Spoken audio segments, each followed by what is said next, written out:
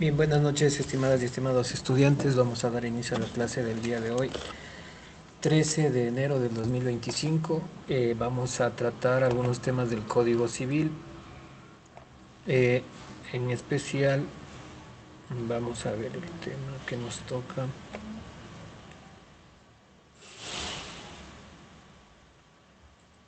Lo de las personas naturales y jurídicas, nacionalidad y ciudadanía y el parentesco. Esos son los temas que veríamos el día de hoy. Y en todo caso, vamos a compartirles pantalla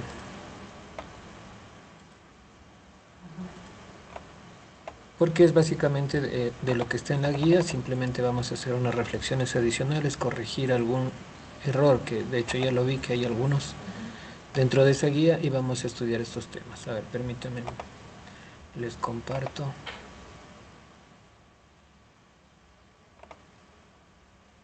Bien, si pueden visualizar.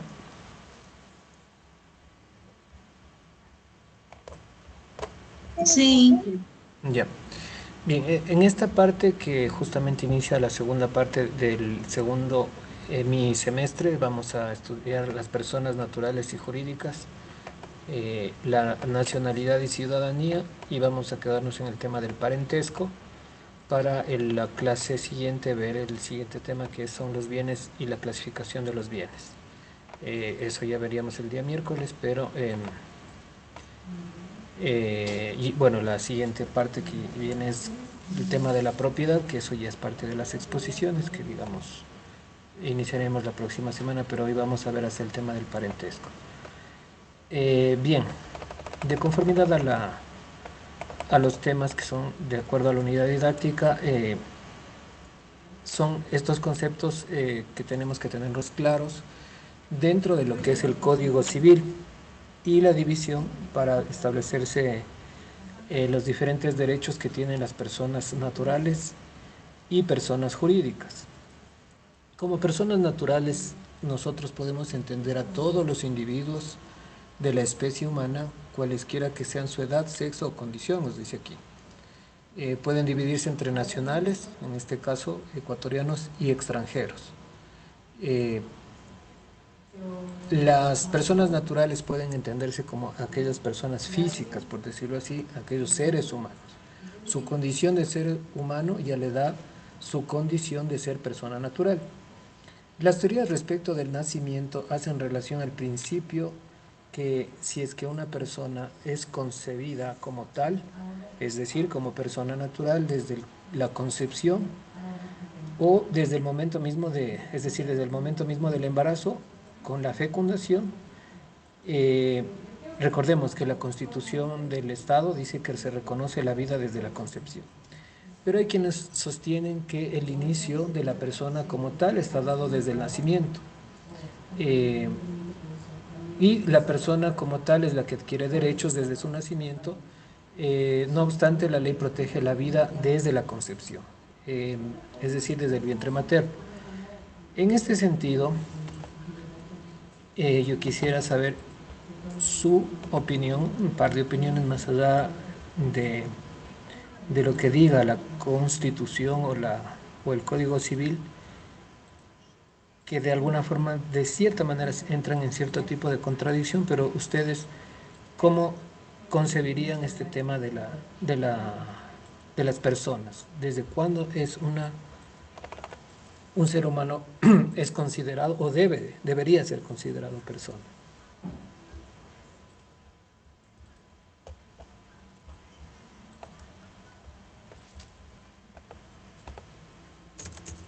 ¿Quién dijo yo?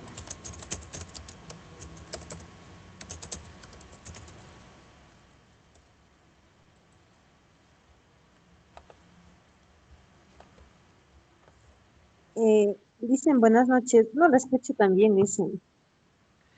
Les decía que, según su criterio, ¿desde cuándo debería ser considerado un ser humano como persona?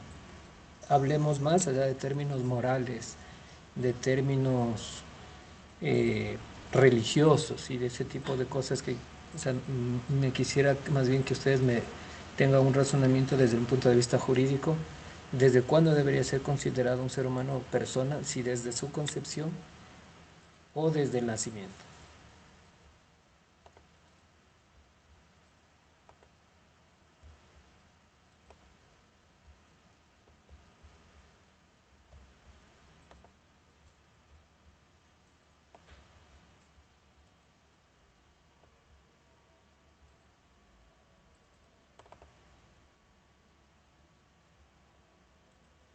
Usted Desde que se nace, mismo, ¿no?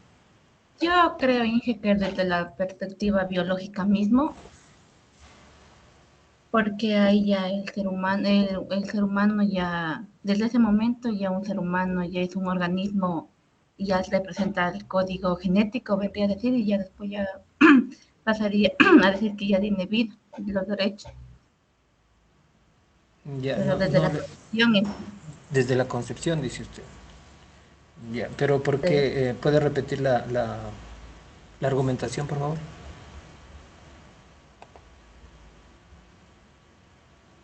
porque creo que desde ese momento ya el ser humano ya es un organismo genético y ya pertenece a un código, porque en sí Ya, ya se consideraría que tiene vida desde la fecundación y ya. yo creo ¿Alguien así. más? ¿Alguien que tenga un criterio similar o distinto, pero que lo quiera expresar? Yo, A ver, ¿quién dijo yo? eh, buenas noches, Gabriela Mesa.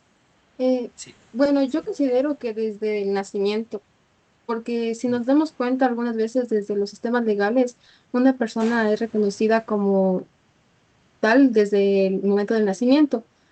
A partir del nacimiento se adquieren algunos derechos y obligaciones, técnicamente, una vez leí eso.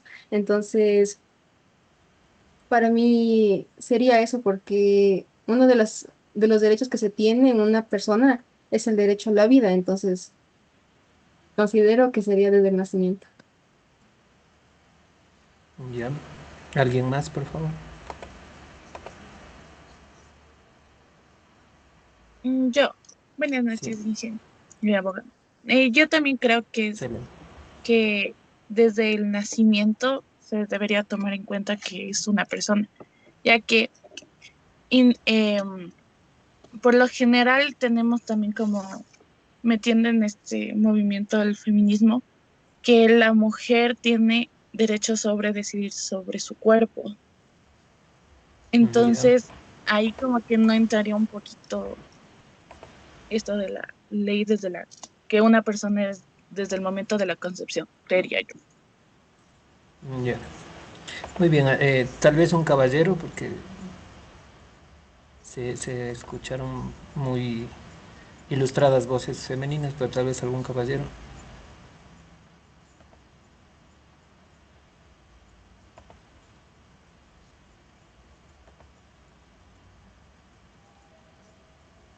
¿No?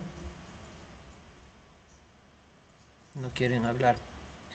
Bueno, les comento y yo les quería que un poco ustedes expresen sus opiniones, su concepción al respecto, porque es un tema que en realidad es muy polémico, es un tema que no ha sido zanjado completamente por las instituciones legales, incluso desde la misma Corte Constitucional, que es la encargada de la interpretación constitucional. Y justamente el punto básico se da entre estas luchas del feminismo, entre si concebir, a ver, por favor, Selena creo que era, o si el resto de compañeros todos si apagan los micrófonos para poder escuchar. Les decía que es un tema polémico y que justamente en la lucha feminista establecen que en efecto el tema del derecho a la vida desde la concepción es real, pero también el hecho, por ejemplo, de que las mujeres tengan derechos a decidir sobre su vida es un derecho que también es real. Entonces, a veces se equiparan o se ponen en el mismo grado esos dos derechos y se crea una polémica bastante interesante, moralmente hablando, religiosamente hablando, culturalmente hablando y, por supuesto, jurídicamente hablando. La Corte Constitucional, tras una demanda que hubo de algunas luchas feministas a nivel latinoamericano, hubo un pronunciamiento de la Corte Interamericana de Derechos Humanos que digamos sirvió de base para que también un grupo de activistas de mujeres reclamen una legislación al respecto de, sobre todo, la interrupción del embarazo en función de que, especialmente cuando es por casos de violencia sexual. Y la Corte ya falló, en efecto, al momento de equiparar los derechos cuando, digamos, tienen el mismo nivel, la Corte decidió que, en efecto, cuando hay una violentación de uno de los derechos fundamentales, que es la integridad física y sexual de una mujer, en ese sentido, pues, la mujer tiene toda la capacidad de prevalecer su integridad física, sexual y psicológica, y en este sentido tomar esa decisión. Le pasó, como quien dice, la responsabilidad de la legislación, porque la Corte solo interpreta y da dictámenes de interpretación constitucional, pero es la Asamblea Nacional, bajo estos principios y parámetros dados por la Corte, quien debía legislar. Y de hecho en la Asamblea del 2021 al 2023, en que estuvo Guadalupe Llori y Saki Sela, no recuerdo el nombre, se demoraron todo este tiempo, cerca de 2 años, en legislar este tema de si es que es o no penada la interrupción del embarazo por cuestiones de violencia sexual. Y a veces, como alguna vez les dije, no sé si en este curso, el remedio resulta peor que la enfermedad cuando hay concepciones desde el lado moralista, desde el lado religioso, desde este tipo de cosas, y lo que salió como ley, claro, como ley de la República, como legislación, fue todo un mamotreto, en donde, claro, para decir a la mujer que tiene ese derecho a decidir sobre sus cuerpos, tenían que demostrar por poco y juramentadamente y científicamente que fueron violentadas. Entonces, prácticamente fue peor la legislación que dio la Asamblea que lo que estableció la Corte. Pero en todo caso, con sus bemoles y con estas cuestiones antojadizas que le introdujeron en la ley, en el Ecuador es uno de los países que digamos, se despenalizó la interrupción del embarazo, más conocido como el aborto, en casos de violencia sexual. No en el resto de casos, porque la Corte interpreta que pues, la vida desde la concepción es un principio y un precepto constitucional, y eso se mantiene. Entonces, los debates en este sentido no van a dejar de existir, van a seguir siendo amplios, van a terminar por, digamos, verse a cuestiones biológicas, a cuestiones éticas, morales, psicológicas y de índole religioso, y obviamente impactan en el tema jurídico. Pero en todo caso está ahí. El artículo 45 de la Constitución de la República reconoce, en una de sus líneas dice que el Estado reconocerá y garantizará la vida, incluido el cuidado y protección desde la concepción. Y más sin embargo, el Código Civil ecuatoriano, que es mucho más antiguo que la Constitución, puede ser más antiguo, pero habíamos visto en la pirámide de Kelsen está jerárquicamente más abajo, ¿no? Pero en todo caso les quería indicar, y no está derogado, en todo caso. El artículo 60 del Código Civil dice que el nacimiento de una persona fija el principio de su existencia legal desde que se separa completamente de su madre. Y al decir que fija el principio de su existencia legal, significa que a partir de ese momento adquiere derechos, no antes. Entonces, sí, es un tema que es polémico, porque el Código Civil en todo caso le da la razón a esta concepción de que la vida nace a partir del nacimiento. Entonces, más adelante dice este mismo código que la criatura que muere en el vientre materno o que perece, es decir, fallece antes de estar completamente separada de su madre, se reputará no haber existido jamás. Es decir, no se le reconoció derechos desde ningún punto de vista. Se presume que la criatura nace con vida. Quien alegue lo contrario, para fundamentar un derecho, deberá probarlo. Es decir, si es que no se prueba la vida de esta persona desde su nacimiento, pues no adquiere derechos. Entonces, ese es un tema que está reflejado en el Código Civil, en su artículo 60, que de alguna manera entra en cierta contradicción con la Constitución en el artículo 45. Pero ese es un tema simplemente que les quería referir porque es polémico y es necesario que, digamos, cada quien tome su postura, que es muy respetable, pero en todo caso, este es el tema que... Solo permítame un momento, por favor.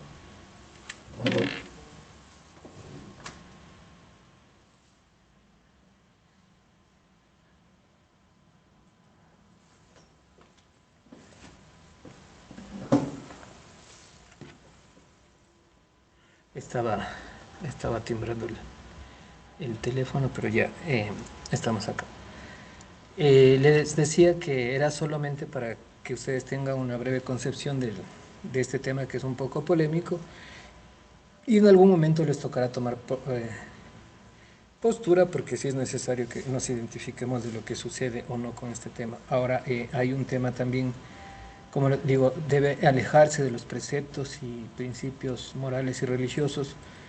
Y yo, como he sido asesor en la Asamblea Nacional, les comento esto porque hay ciertas bancadas un poco sesgadas, más por temas de carácter religioso, que no quisieron aprobar el Código Orgánico de Salud, y precisamente por este tema del aborto que era un poco polémico, que no abordaba el tema legal en el sentido de si se reconoce o no la despenalización del aborto, sino simplemente que decía que aquella mujer que llega con una emergencia obstétrica, es decir, una amenaza de aborto, llega a un hospital. El hospital como tal, la casa de salud, está en la obligación de recibirla, no de preguntarle cómo se produjo el aborto, no de preguntarle quién lo hizo, cómo lo hizo, si es que cree en Dios. Eso debe estar alejado de toda cuestión de salvaguardar la vida de la mujer. Y una vez que se salve la vida de la mujer, sí pueden iniciar los procesos jurídicos y legales que sean necesarios. Eso planteaba el Código de Salud, pero estos legisladores no estaban de acuerdo porque decían que debería haber una investigación previa o no recibírsela a una mujer en estado crítico digamos, de gestación, porque si es que hay una visualización de parte del profesional de la salud de que ha sido un aborto, no debería ser recibida, pero eso es la mayor crueldad posible, porque se puede poner en riesgo no solo la vida de la madre sino del hijo también, es decir, de los dos seres. Entonces, cuando ya mezclamos tipos de cuestiones religiosas, morales, y no vemos la legislación desde un punto de vista práctico de derechos, ahí como que nos cegamos y estamos legislando de una manera muy en favor de las causas morales y religiosas, que cada uno las defiende y está en lo correcto, pero por ejemplo, si se trata de salvar vidas, eso va más allá de cualquier cosa. Se salva la vida y luego se investiga qué pasó, y si es que hay que apresar a alguien o seguirle un proceso, pero lo primero es la vida, y eso es lo que no entendieron los legisladores, y se quedó congelado hasta ahora este buen instrumento del Código de Salud, que tenía otros, digamos, otro tipo de legislación muy importante en temas, por ejemplo, de pandemia, de el derecho a la salud de los pueblos indígenas, una serie de cosas, todas quedaron vetadas solo por el tema que adquirió un ribete incluso religioso, el hecho de que si se atiende o no una emergencia obstétrica, porque para ciertos legisladores era considerado aborto sin mayor análisis del entorno. Bueno, en fin, este tema un poco dejémoslo ahí y sigamos con el concepto de lo que son personas naturales. Decía que son los individuos de la especie humana, seres humanos, cualesquiera que sean su edad, sexo o condición. Se pueden dividir en nacionales o extranjeros. Les hablaba de la teoría entonces del nacimiento, si es que la vida nace desde la concepción o es decir, desde el embarazo o desde el nacimiento. Pero cualquiera que sea, se trata de seres individuales, seres físicos, que digamos por el solo hecho de ser seres humanos, adquieren ya esa condición y derechos, son reconocidos sus derechos humanos fundamentales. En cambio, las personas jurídicas se entiende como una persona ficticia, capaz de ejercer derechos y contraer obligaciones civiles y de ser representada judicial y extrajudicialmente. Pueden ser de carácter público o privado. Aquí el autor nos dice que las personas jurídicas adquieren derechos, y ese es un tema que también está en debate, porque Si es que nosotros desde una concepción de constitucionalista y del ejercicio mismo de lo que significan los derechos, les elevamos a la misma categoría de seres humanos, a las personas jurídicas que a las naturales, y les otorgamos derechos, significa pues que estamos cayendo en una contradicción jurídica bárbara. Porque las personas jurídicas tienen atribuciones, las atribuciones de generar un patrimonio, las atribuciones de enajenar, de comprar, las atribuciones de contraer obligaciones a través de contratos, etcétera, etcétera, etcétera. Pero los derechos son exclusivos de las personas naturales o físicas. Y esa diferenciación, por eso es que ahí yo sí me gustaría que haga una corrección de lo que dice el autor aquí, porque nos puede llevar a errores garrafales. Por ejemplo, ¿qué pasó en el levantamiento indígena del 2021? Habían legisladores y ciertos políticos que reclamaban que no es posible, y lo decían textualmente, cito César Ron, que no es posible que los indígenas vengan a afectar los derechos de la Contraloría, los derechos de la Contraloría, los derechos del centro histórico, los derechos del edificio de las cámaras, los derechos, como que si una piedra tiene derechos. Y precisamente por esta mala concepción jurídica es que tenemos que darnos cuenta quiénes sí son sujetos de derechos y quiénes no. Las personas jurídicas son sujetas de atribuciones, no de derechos. Y entonces justificaban la arremetida, la violencia que se dio en esa ocasión, que fue desmedida hacia los indígenas. Hubieron cerca de 17 muertos. Y decía, claro, la fuerza pública actuó en libre defensa porque estaba defendiendo los derechos de la Contraloría, estaba defendiendo los derechos del centro histórico. Uno como jurista se queda frío, o sea, hay que entender entonces este tema de los derechos. Los derechos son para las personas de carne y hueso. Y eso hay que entenderlo. Si hablamos de los derechos de la fuerza pública, de los policías, de acuerdo, hay que establecer un mínimo, o los derechos de los ciudadanos que viven aquí, eso es otra cosa. No se venga a hablar de los derechos de la pileta o del edificio de la Contraloría. Eso es una barbaridad. Y yo le digo porque hay gente, como ciertos legisladores, que sin ningún empacho salen a hablar en televisión ese tipo de barbaridades. Entonces, las personas jurídicas son ficticias, tienen la capacidad de ejercer atribuciones y contraer obligaciones civiles y de ser representados judicial o extrajudicialmente por una persona natural. Pueden ser de carácter público o de carácter privado. Las personas jurídicas de carácter público son las que pertenecen al Estado. El Estado, entiéndase como la sociedad políticamente organizada y que se divide en el gobierno central o en gobiernos seccionales. Y dentro de la estructura jurídica del Estado también vemos que hay diversas funciones, eso ya lo revisamos, que son la ejecutiva, legislativa, judicial, participación ciudadana y electoral. Y los regímenes subnacionales están las regiones, que hasta ahora no existen, las provincias, los municipios y las parroquias rurales. Todas las instituciones que pertenecen a este engranaje o digamos, a esta estructura, a esta red de instituciones públicas, pertenecen al sector, al Estado, digámoslo así, son parte del sector público y son instituciones de carácter público. Una cuestión muy importante es que se rigen por leyes especiales o leyes propias que definen lo que se conoce como el derecho administrativo. El derecho administrativo es aquel que se relaciona con la normativa en las instituciones del sector público, porque rigen la vida jurídica de las instituciones del sector público. Una de las características muy importantes y que ustedes quizás lo deben llevar como precepto es que en el derecho público, en el derecho administrativo, solamente se puede ejecutar y desarrollar aquello que está escrito en la norma. Si no está escrito en la norma, no puede darse por entendido por una interpretación extensiva. No puede, es decir, digamos, la normativa municipal dice que los perros deberían andar con collar. Y de pronto al legislador municipal en este caso se le olvidó y dijo así, que los canes, los perros, deberían andar con collar, punto. Y si un ciudadano va y le saca a su gato sin collar, no está cometiendo una infracción, porque en la norma se le olvidó, el legislador dijo solo los canes, los perros. Entonces, así de estricto es el derecho público, es solamente lo que está escrito. Y si es que se le olvidó al legislador, tiene que hacer una reforma para introducir esos capítulos que se le olvidó, pero solamente se tiene que ejecutar lo que dice la letra, lo que está escrito. Otro ejemplo,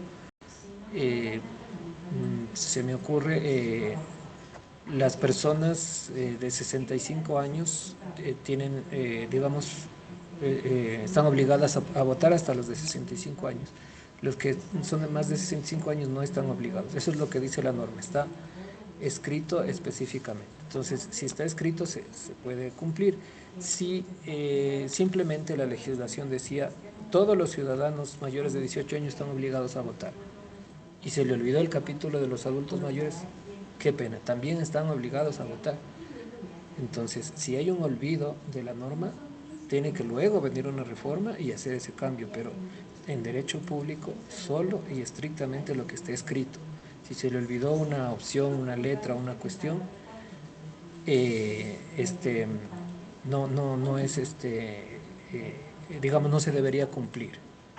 Otro ejemplo, como antes del 2020 que se dieron las reformas electorales, decían los ciudadanos, los candidatos que se van a la reelección por el mismo cargo podrán solicitar licencia. Antes del 2020 decía podrán. Y por lo tanto hay algunos candidatos que lo hacían, solicitaban licencia, otros no. A raíz del 2020 dice deberán solicitar licencia.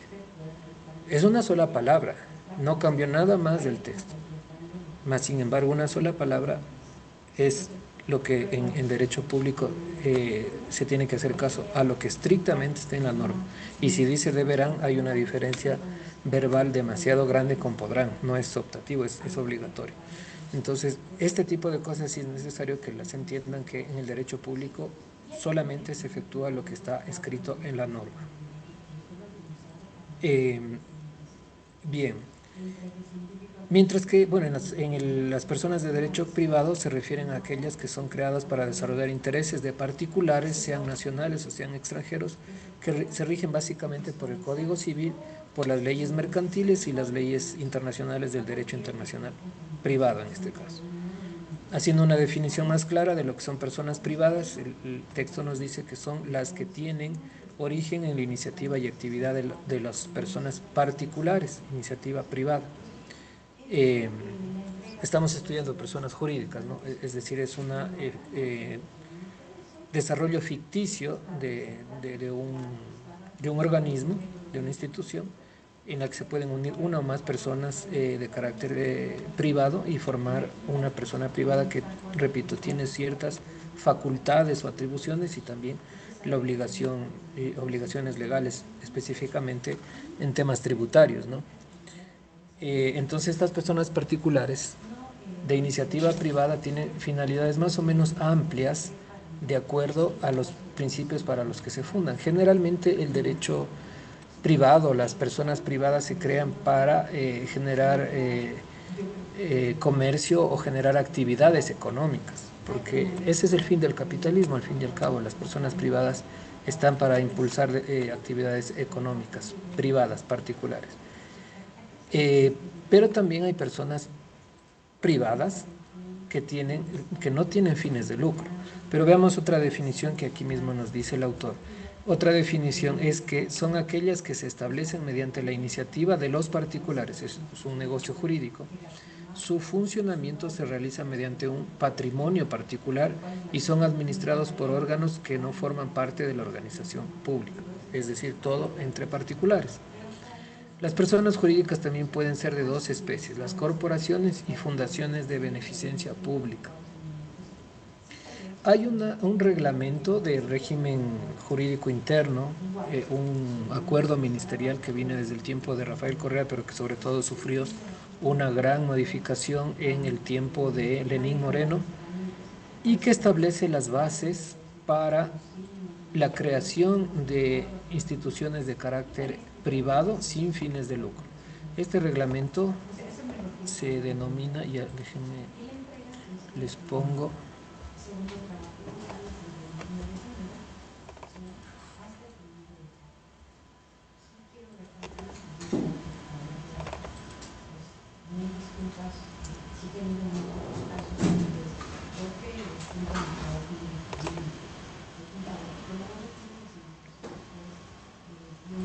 es el reglamento de personalidad jurídica de las organizaciones sociales.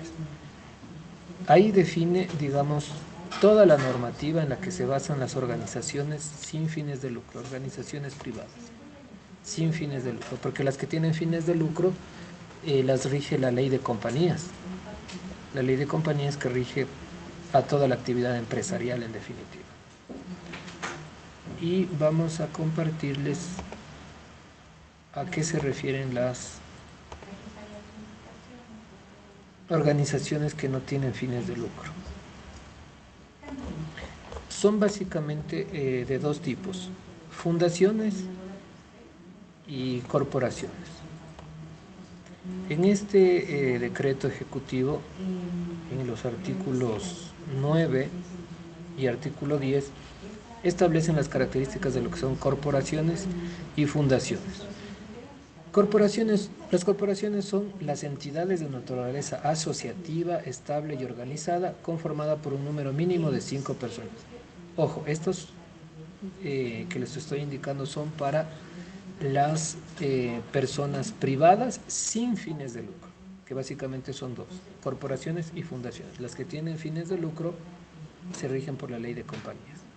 Entonces, para usted conformar una corporación, es una entidad de naturaleza asociativa, estable y organizada, conformada mínimo por 5 personas naturales o 5 miembros, expresada mediante un acto constitutivo, colectivo y voluntario de sus miembros, es decir, un estatuto, un reglamento interno, cuya personalidad jurídica se encuentre aprobada y registrada por la institución competente del Estado de conformidad con la ley y el presente reglamento. Cuando se conforman las corporaciones, básicamente son para defensas gremiales, profesionales de la educación. Se conforman en una corporación para la defensa de su gremio, de sus derechos, de sus conquistas, para capacitación, para una serie de cosas. Los arquitectos pueden conformar un colegio de arquitectos que, digamos, el nombre comercial, por decirlo así, es colegio o asociación de arquitectos, pero jurídicamente tiene la categoría de corporación, y se crean, digamos, para la defensa de sus derechos gremiales, etc. El gremio educativo tendrá que inscribirse en el Ministerio de Educación, porque ese es, digamos, la rama o la autoridad nacional en donde tienen injerencia los educadores. Los arquitectos se inscribirán probablemente en el Ministerio de Desarrollo Urbano y Vivienda. Hay profesionales del ambiente, ingenieros ambientales, de este tipo de cosas, investigadores ambientales, se inscribirán en el Ministerio del Ambiente. Es decir, está dado más para profesionales. Sin perjuicio de lo establecido en la Constitución, la ley y lo que prescriban sus estatutos, las corporaciones tendrán como finalidad la promoción y búsqueda del bien común de sus miembros principalmente, es decir, como les decía, los derechos y el bienestar de sus miembros. Y, en segundo lugar, el bien público en general o de una colectividad en particular. Para efectos estadísticos y de clasificación, las corporaciones serán de primero, de segundo y de tercer grado. Las de primer grado son las más simples, que son aquellas que agrupan a personas naturales con un fin delimitado, tales como asociaciones, clubes, comités, colegios de profesionales y centros, digamos, de investigación, etc. Las corporaciones de segundo grado son aquellas que agrupan a corporaciones de primer grado. Entonces aquí hablamos de federaciones, de cámaras o de uniones. Por ejemplo, una liga deportiva también es una corporación en primer grado, pero cuando hablamos de varias ligas ya se habla de una federación deportiva.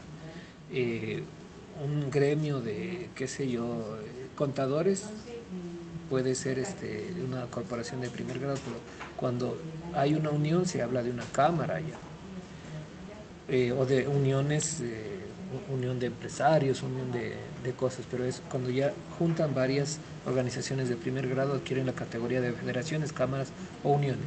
Y las corporaciones de tercer grado son aquellas que agrupan a las de segundo grado y ahí hay, digamos, confederaciones o uniones nacionales, organizaciones gremiales similares, pero ya de carácter mucho más grande. Entonces, dependiendo del tamaño, son de primero, de segundo y de tercer grado. Corporaciones, su característica principal es que se da, en primer lugar, para una defensa gremial, para una defensa de los miembros que conforman la corporación. Las organizaciones de beneficencia social, las que más bien buscan una ayuda hacia el desvalido, hacia los ciudadanos que necesitan una ayuda, tienen la característica y se hacen llamar fundaciones. Y el concepto que nos dice este reglamento es que las fundaciones podrán ser constituidas por la voluntad de una sola persona o de más fundadores, pueden ser una o más, y estas organizaciones buscan o promueven el bien común de la sociedad, incluyendo las actividades de promocionar, desarrollar e incentivar dicho bien en sus aspectos sociales, culturales, educativos, ambientales, deportivos y actividades relacionadas a la filantropía. Esa es una palabra fundamental, y beneficencia pública. Entonces, una fundación, ustedes han de haber oído, fundación para los niños ciegos, fundación niños con cáncer, fundación adultos mayores, fundación personas enfermas de una enfermedad rara, o simplemente de personas sordas, etc. Entonces, su fin, su objetivo fundamental es ayudar de manera filantrópica. No sé si saben de la palabra filantropía, es el bien, la ayuda hacia los demás. Esa es la característica fundamental que tienen las fundaciones y que son instituciones de carácter no lucrativo. Son privadas pero no lucrativo. Y el resto de personas personas jurídicas, el resto de personas jurídicas cuando tengan ya un fin de lucro son empresas, así de simple, son empresas. Pueden haber empresas financieras, en este caso las intermediadoras financieras, que son bancos y que su ley de, su ley de regulación será el Código Orgánico Monetario y Financiero, o si es que son intermediadores financieros pequeños, su ley de regulación será la Ley de Economía Popular y Solidaria, básicamente las cooperativas. Pero ya tienen un carácter lucrativo, un fin lucrativo, y ya se apartan de esta gran diferenciación. Entonces, debemos entender en las personas privadas dos grandes grupos, los que tienen fin lucrativo y los que no tienen fin lucrativo.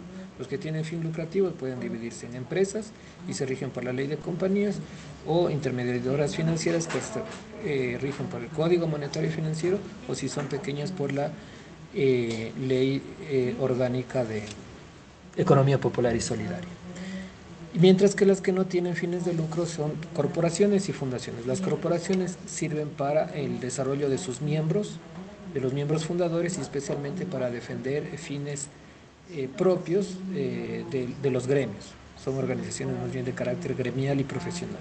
Y las fundaciones tienen carácter más lucrativo, pero la característica es no tienen fines de lucro. Las fundaciones reciben dinero, sí, por algo se financian para ayudar al desvalido. Les apoyan por donaciones o simplemente hacen actividades para lograr recaudar dinero. Pero el tema es que ya en el desarrollo de su contabilidad, si es que tienen un sobrante, tienen que invertirlo en la misma fundación. No se reparte como utilidades porque no tienen fines de lucro. Igual en las corporaciones, es para seguir fortaleciendo la corporación, más no tienen fines de lucro. No sé si hay alguna inquietud hasta aquí. Dicen, ¿no puede explicar un poquito más sobre las fundaciones sin fines de lucro? ¿Perdón? ¿Sí me escucha? Sí, que le explique algo de las fundaciones, pero hasta ahí le entendí. Ya. Quisiera que me explique un poquito más sobre las fundaciones sin fines de lucro. Les decía en resumen, y les vuelvo a repetir, ponga atención por favor. Estamos hablando de personas naturales. Las personas naturales tienen derechos. Las personas naturales son personas físicas, son seres humanos vivientes. Estas personas vivientes, por el solo hecho de ser seres humanos, tienen derechos, varios derechos. derechos sociales y económicos, como el derecho a trabajar, el derecho a vivir en sociedad, etcétera, derechos fundamentales como el derecho a la vida, el derecho a la privacidad, el derecho a la movilización, el derecho a la libertad, libertad de asociación, una serie de derechos que tenemos todos los seres humanos por ser simplemente seres humanos y nada más, derecho a la salud, a la educación, etcétera. Esas son las personas naturales. Las jurídicas son entes ficticios que se crean por una estrategia jurídica y tienen dos características, ser públicos y ser privados. Los que son públicos son los que conforman las instituciones del Estado. En el andamiaje jurídico que ya revisamos en el hemiciclo anterior, desde las funciones del Estado, ejecutiva, legislativa, judicial, electoral y el quinto poder, que es el Consejo de Participación Ciudadana, y todas las instituciones que les conforman, más los organismos subnacionales, como son organismos regionales, las prefecturas provinciales, los municipios y las juntas parroquiales. Por favor, pongan atención que no voy a repetir.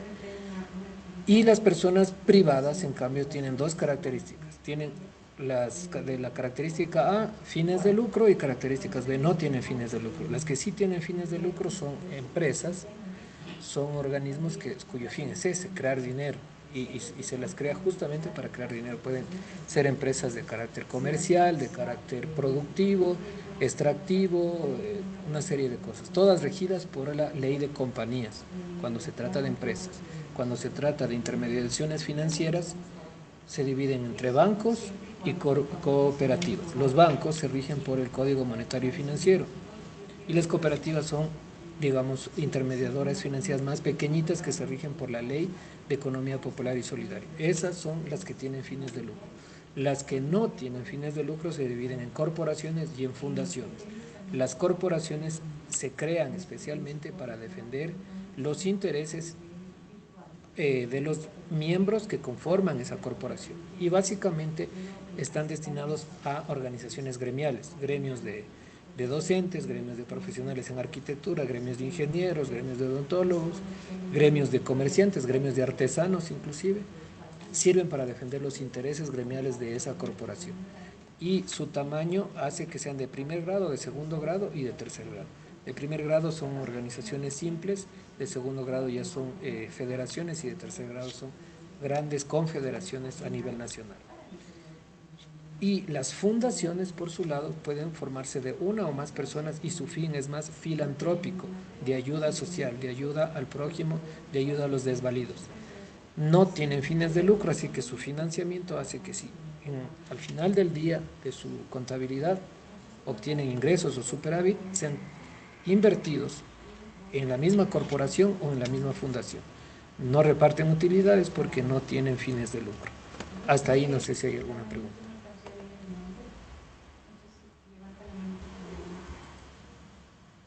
No, y que todo se entendí.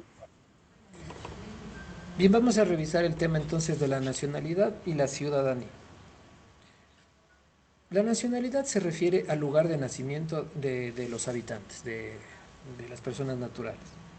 Y es el vínculo jurídico y político existente entre un Estado y los miembros, los habitantes del mismo, en donde hay una especie de vínculo o liga a un individuo con dicho Estado, en razón del lugar de su nacimiento, que en el derecho romano se conocía como ius solis, o de la sangre, que en el derecho romano se le conocía como ius sanguinis. En un territorio específico, en un territorio donde se asienta un Estado X, hablemos del Ecuador, tiene sus límites, al norte con Colombia, al sur y este con Perú, al oeste con el Océano Pacífico, ustedes saben todo eso. Y en este territorio de 270 y pico de miles de kilómetros cuadrados, el que nace aquí en este territorio tiene ya la nacionalidad ecuatoriana que le liga con el Estado ecuatoriano. Pero además hay otra forma de adquirir la nacionalidad. Si es que soy yo hijo de un ecuatoriano, pese a nacer en Costa Rica, pese a nacer en Estados Unidos, sigo siendo y teniendo la nacionalidad ecuatoriana. Entonces me liga a dos tipos de cosas, el nacimiento y la parte sanguínea. En Estados Unidos especialmente había, recuerdo, no ahora, aunque con Donald Trump creo que se vuelve otra vez estos problemas, de que cuidaban mucho, eran muy cuidadosos de que sus de que digamos los migrantes tengan hijos en territorio estadounidense, porque el solo hecho de nacer ahí ya les daba el derecho de la nacionalidad. Pero ahora han reformado las leyes y hace que los migrantes, por más que nazcan sus hijos ahí, no adquieran necesariamente la nacionalidad. Entonces, en algunos países sí se aplica esto de la jus solis, es decir, si nace ahí, tiene la nacionalidad de ahí. Pero básicamente lo que se aplica es el jus sanguinis, es decir, si es que es hijo de un ciudadano que ya tenía previamente la nacionalidad de ese país.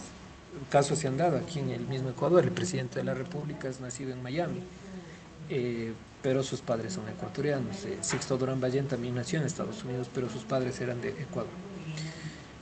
Y la ciudadanía, en cambio, es la relación jurídica creada por el derecho que concede a determinados individuos, a determinados seres humanos, ciertas facultades de participar en la vida política del Estado que forma parte. Todo ciudadano debe ser nacional, pero no todo nacional es ciudadano. ¿Qué quiere decir esto? Es decir, todos los que adquieren la nacionalidad ecuatoriana son ecuatorianos, pero no todos pueden ser ciudadanos. ¿A qué me refiero con esto? Uno pierde la ciudadanía cuando pierde los derechos políticos, sobre todo. Y, por ejemplo, pierde los derechos políticos cuando hace infracciones electorales graves y pierde sus derechos políticos a elegir y ser elegido y a participar en la vida política de este país. Y sobre todo los presos condenados ya también pierden sus derechos políticos. Ustedes me habrán dicho, sí, pero en elecciones yo he visto que hay el voto para los privados de la libertad. Sí, pero para los que no tienen sentencia ejecutorial. Los que tienen sentencia pierden sus derechos políticos mientras cumplen esa sentencia. O los que son condenados, creo que se dilucidó ese caso, pero en todo caso hubo un gran ejemplo, por ejemplo, Jorge Yunda, por una persecución política, lo digo desde mi punto de vista, ustedes pueden compartir o no, pero falló el Tribunal Contencioso Electoral quitándole los derechos políticos por 2 años. Luego, claro, él apeló y todo y recuperó sus derechos políticos, pero él era de nacionalidad ecuatoriana, pero no era ciudadano. Entonces es un poco súper complejo esto de perder los derechos políticos, o sea, hay que tener cuidado. Eso básicamente es la diferencia entre nacionalidad y ciudadanía. La nacionalidad ecuatoriana es el vínculo jurídico político de las personas con el Estado ecuatoriano, sin perjuicios de su pertenencia a alguna de las nacionalidades indígenas que coexisten en el Ecuador. El Ecuador es un Estado unitario, pero en él se reconocen varias nacionalidades indígenas. ¿Cuántas nacionalidades indígenas hay en el Ecuador? Pregunta para deber. 14. No. 14. ¿Quién dijo 14? Muy bien, tienes un punto en la... Yo, ¿Quién dijo yo? yo, Celia. ¿Celia qué? Chamba. Ya me hace acuerdo en la... ¿Cómo se llama? En el tema de la evaluación sumativa, ya. Sí, son varias nacionalidades y hay pueblos y nacionalidades, pero las nacionalidades, y ahí por otro punto, son 14, nos dicen. No estoy tan seguro, pero creo que es así.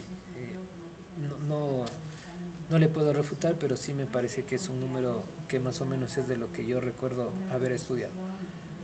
A lo que yo me voy es, ¿qué distingue a una nacionalidad de otra? ¿O cuál es el rasgo característico que puede decirse es una nacionalidad tal y esta es otra nacionalidad? ¿O hay una diferenciación para lo cual yo puedo decir las nacionalidades se diferencian por qué cosa?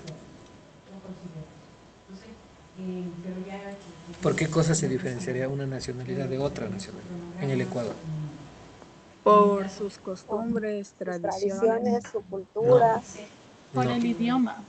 ¿Quién dijo eso? El idioma. Yo, Selena Girón. Ya, Selena, también me hace acuerdo. El idioma, pero el idioma se lo reconoce a un Estado, pero porque es oficial, porque tiene que ser reconocido constitucionalmente. Pero aquí hablamos de la lengua, que digamos para términos prácticos es lo mismo, aunque la diferencia es más bien legal, pero es por la lengua. Las lenguas, por ejemplo, en la sierra existe una sola lengua indígena, que es ¿cuál? El quichua. El quichua, ahí es una nacionalidad, la nacionalidad quichua. Pero en el oriente existen como unas 11 más o menos nacionalidades, si es que el número es 14. Eso no quiero refutar, pero en la Amazonía es donde hay más nacionalidades. Hay los Shuaras, hay los Ashuar, hay los... una serie de nacionalidades. Son pueblos pequeñitos que ni siquiera llegan a 2.000 o 5.000 personas, pero ya cada uno tiene su lengua distinta y tiene el derecho a considerarse como nacionalidad. Entonces la lengua los hace diferentes y les da, digamos, su característica de nacionalidad. Y la costa también existen dos nacionalidades, una que es la Safiki y otra que es los Áchiles, que tienen su propia lengua. Obviamente con el impacto y el desarrollo del occidente en nuestros países ya se ha ido reduciendo la práctica de esa lengua. Ya casi no practican solo los abuelos y hay lenguas que se mueren. No sé si han oído hablar de las lenguas muertas. Significa que si ya no las practican, ahí quedó, ya no hay nadie quien la practique. Existieron alguna vez, es como un tipo de relacionamiento de comunicación, pero como no hay quien las practique de las futuras generaciones, mueren. Y ahí viene una subclasificación. Y para entender esto, se lo puede entender con la nacionalidad más grande que existe en el Ecuador, que es la quichua. Los quichuas todos hablan la misma lengua, pero en cambio tienen diferentes pueblos. Entonces hay nacionalidades y hay pueblos. Porque los pueblos quichuas son, por ejemplo, los Saraguros es un pueblo. ¿Qué otro más? Hay los Otavalos es otro pueblo. En la Sierra Los Centro hay varios Shuar. pueblos. No, no, esa es nacionalidad porque es lengua distinta. La misma lengua, pero que se divide en varios pueblos, es en la sierra. Saraguros Los hablan quichua. Talasacas. Los alasacas hablan quichua, los otavalos hablan quichua. Todos hablan quichua, pero se dividen por ahí sí características culturales, costumbres y todo eso que dijeron. No por el idioma. Entonces, simplemente para que sepamos un poco de lo que se refiere la división en nacionalidades y en pueblos. Pero todos coexisten en el mismo estado, el estado de Ecuador, y la Constitución reconoce estas diversidades culturales y por eso dice que es plurinacional y multicultural y pluricultural. Plurinacional y pluricultural, así lo establece nuestra Constitución. ¿Por qué? Porque a pesar de que es un solo estado, coexisten esta serie de elementos que configuran y le dan una riqueza biocultural, perdón, multicultural de varias culturas, pero que todas coexisten y deben obedecer la misma constitución y las mismas normativas. Entonces eso más o menos como un poco de reflexión, ¿no? Entonces la nacionalidad ecuatoriana se obtendrá por nacimiento o por naturalización, ya les decíamos. Por nacimiento puede ser también por consanguinidad, pero también por naturalización. Mucho se ha dado a esto por el tema de los futbolistas. Recuerden que aquí para supuestamente ganar más partidos en la selección ya le ven que tapa bien y le dicen te doy la nacionalidad. Solo apréndete el himno nacional y se la dan para que ese futbolista sea ecuatoriano. Es decir, ni siquiera sus padres son de Ecuador, fueron argentinos, él no nació aquí, pero le dan por naturalización. Y esto se supone que le tienen que dar a aquella persona extranjera que vive varios años en el país y que demuestra su voluntad de pertenecer al Ecuador. Entonces se le otorga la nacionalidad también por naturalización. Y esta naturalización no se perderá por el matrimonio o su disolución o por la adquisición de otra nacionalidad. Ecuador tiene la característica de que sus ciudadanos pueden tener doble nacionalidad. Pueden tener la ecuatoriana y por naturalización aquel país que le permita otra. Puede ser americana o europeo. Disculpe, Liz, tengo una pregunta. Sí. Lo de la naturalización también se puede dar por otros casos. Por ejemplo, no sé.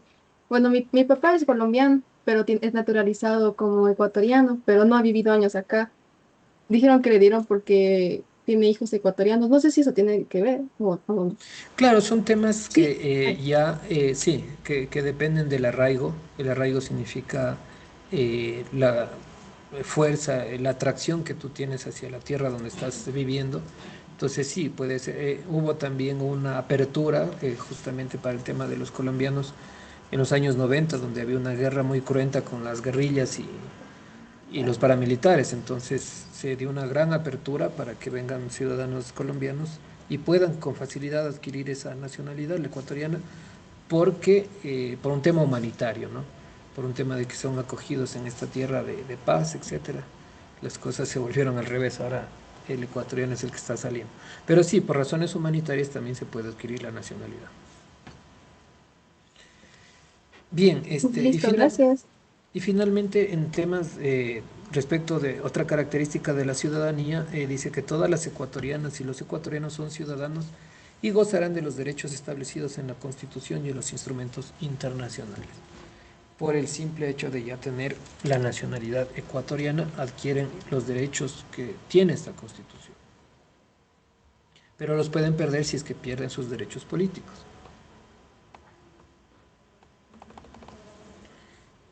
Bien, vamos a ver a ver esto de aquí finalmente de una manera rápida. Me ayudan leyendo, a ver quién está aquí. No, a ver. Nayeli, que te puedo ver, ayúdame. Revisando esto de, a ver, creo que no estaba compartiéndoles. Ahora sí les voy a compartir el tema de los parentescos. Ya, a ver, ¿quién está ahí? Nayeli, ayúdame leyendo lo que es parentesco natural o por consanguinidad, las tres características. Bien. Dice que es aquel que nace de las relaciones de filiación por la transmisión de genes o que se llama hoy los genes. Parentesco lineal o de línea recta, la relación parental que por genes se transmiten los padres a sus hijos y a través de ellos partiendo de un tronco común hacia arriba o hacia abajo. Establece el parentesco de padre a hijo, de abuelo a nieto y bisabuelo a bisnieto. El parentesco consanguíneo colateral que establecen las relaciones de parentesco entre personas que tienen un mismo ascendiente, pero que entre ellos no son parientes en línea recta. Por ello, siempre se debe llevar primero al tronco común, por ejemplo, entre los hermanos, su padre, y luego derribar hacia un costado. Efectivamente, el parentesco por consanguinidad tiene que ver con los genes, es decir, la sangre, por eso se llama consanguinidad. Entonces se da en línea recta o hacia los costados. En línea recta tiene que ver con esa línea de ascendencia a descendencia, padres, hijos, o si no, se va ampliando un poco más a abuelos o a bisabuelos, pero es si es que sobreviven, ¿no? Si es que se amplía un poco más a tatarabuelos, pero ya difícil que haya vivencia entre un nieto, se puede decir, con su tatarabuelo, a veces solo sean 2 generaciones, 3 generaciones, cuanto mucho, pero es en línea recta.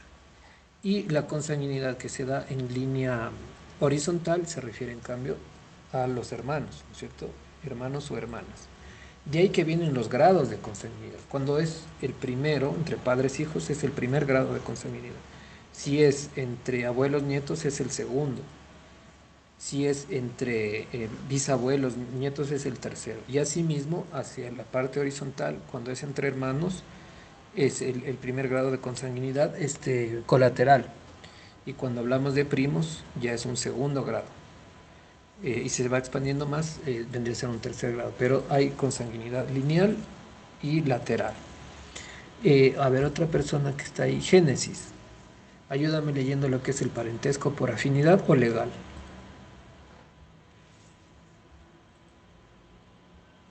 Dice que nace de la relación que se establece en virtud de la ley por el matrimonio. No nace ni existe parentesco por afinidad entre los congüyentes, no Cónyuges. son parientes, sino entre los parientes consanguíneos del marido con los Consanguíneos. consanguíneos de la mujer y al revés. Por ejemplo, el hijo está en primer grado con relación al padre con sanguinidad directa. Por lo tanto, la hija política, es decir, la cónyuge o mujer del hijo, pasa a estar en primer grado de afinidad. Por eso, suegro con yerno o nuera está en primer grado de parentesco por afinidad. Igual sucederá con los hermanos políticos, que estarán en segundo grado por afinidad, cuñados. Como sucede entre hermanos de sangre, cuñados, hermanos políticos. Bien, es casi con el mismo concepto anterior de la consanguinidad, pero esto se adquiere por un tema legal, por un tema de vínculo legal, que es el matrimonio. Es decir, el otro se adquiere por simplemente por el hecho de el vínculo de sangre que se tiene entre padres e hijos o en la misma línea o hacia la parte horizontal. Pero este se adquiere por un tema ya de matrimonio, un tema no fortuito, sino un tema artificial, por llamarlo así. Es decir, yo adquiero un parentesco con una persona, en este caso con mi esposa, porque yo me caso, porque hago digamos, esa facultad legal de adquirir el matrimonio. No es que yo lo adquiero desde el nacimiento, porque en el caso de la consanguinidad, ese parentesco lo vamos a tener siempre, porque es así como se nace, digamos, se adquiere esa línea recta. Pero el que es adquirido por afinidad legal, el rato que se deciden divorciar, se pierde ya ese parentesco por afinidad. O si no, si yo no me caso con esa persona, jamás voy a tener una afinidad X, por más que me lleve muy bien, etcétera, sea un amigo, pero no es afín.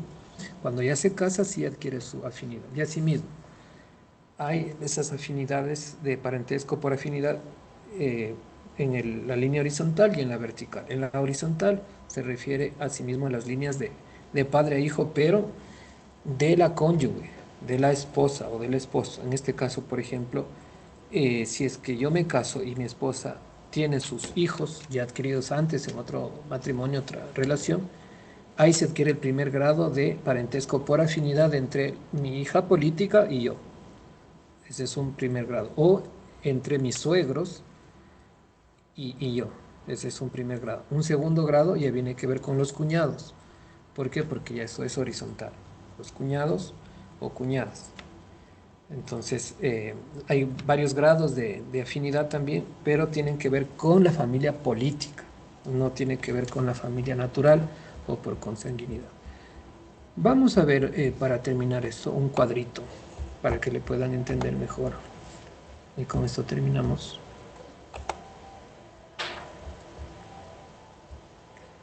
Déjenme ubicarles una foto que explica mejor.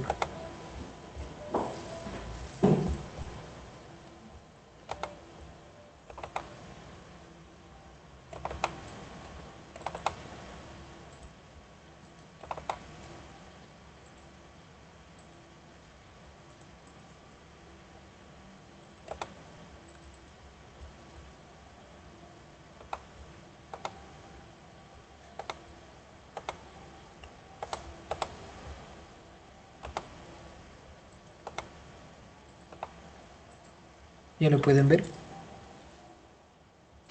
Sí, profe. Eh, Aquí está clarito. Vamos a subirles un poco. Pueden revisar el artículo 918 del Código Civil y vemos que hay por consanguinidad y por afinidad los parentescos. Eh, para el tema de la consanguinidad puede ser entre hijos, padre o madre, el primer grado de consanguinidad. El segundo grado entre nietos, el tercer grado entre bisnietos y el cuarto grado en el caso de que haya vivos, otra relación en ese mismo orden vertical. Y en el caso de la afinidad, el primer grado es entre yernos o nueros y suegro, ¿no es cierto? Y el de segundo grado es de cuñado. ¿Por qué es importante que nosotros tengamos claro esto? Porque cuando se trata de nepotismo, uno no puede tener relaciones, digamos, relaciones laborales en el sector público, me refiero, con personas que dicen hasta el cuarto grado de consanguinidad y segundo de afinidad, o para el tema también de los contratos públicos. Entonces, si usted, por ejemplo, va a celebrar un contrato público, la empresa, digamos, es usted gerente de una empresa pública, y la empresa con la cual va a firmar un contrato, esta gerencia de esta empresa pública, hablemos Petroecuador, no puede usted como gerente firmar con la empresa ni de su hijo, de su nieto, bisnieto o tataranieto en el caso de que la vea, y estos son casos muy raros, pero no podría. Cuarto grado de consanguinidad. y hasta el segundo de afinidad, es decir, ni con su yerno, nuera o suegro, o en el segundo grado de afinidad con sus cuñados, no podría, porque la ley le prohíbe. Eso es importante que distingamos porque esto nos va a servir, como les digo, para el tema de nepotismo. Igual cuando va, usted es director de una empresa o, digamos, presidente de, qué sé yo, de la asamblea o de algún organismo público.